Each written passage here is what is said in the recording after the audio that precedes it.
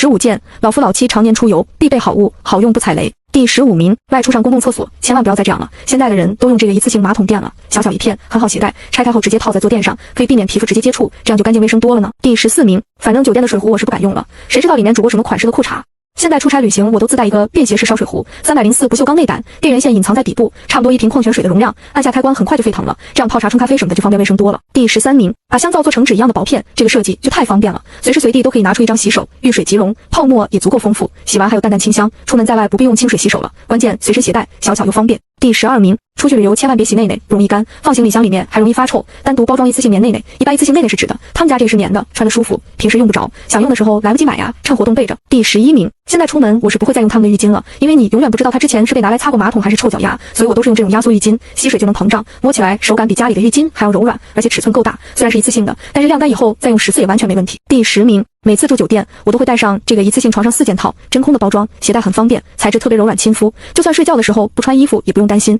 使用也很方便，直接套在原来的床单被套上就可以了，家里来亲戚也可以用哦。第9名，万万没想到啊，这种衣物去渍湿巾这么好用，每一片都有丰富的泡沫，外出吃饭不小心溅到身上的油污或者脏东西，用它来回擦几下就可以轻松的擦拭干净，每一片都是单独包装的，随身带着也特别方便。第8名，这是我走哪都带着的旅游拖鞋，小巧轻便，还可以折叠，穿着也特别舒服，走起路来一点也不累脚，而且底部是可以防滑的，也不担心会摔倒，居家、出差、旅游都能用。第7名，经常喝水的人可以试试这种折叠水杯，食品级材质，可以装100度热水，外观小巧可爱，出门免得用一次性水杯，携带很方便，只要轻轻一拍一盖往包包里一放就可以了，真的是太好用了。第6名，现在出去玩都带这种折叠衣架了，便携小巧，不占地方，折叠设计，用的时候直接打开，大人小孩的衣服都可以挂，吊带、袜子也不担心被风刮走，实用又美观。第5名，可以用一辈子的水洗粘毛器，水洗以后它的粘性非常大，不管是床上的头发还是沙发上的残渣都能轻松搞定，清水冲干净，可以反复使用，真的是这个季节必备。第4名，像纸片一样的凳子你见过吗？别看它折叠起来的时候还没有手机厚，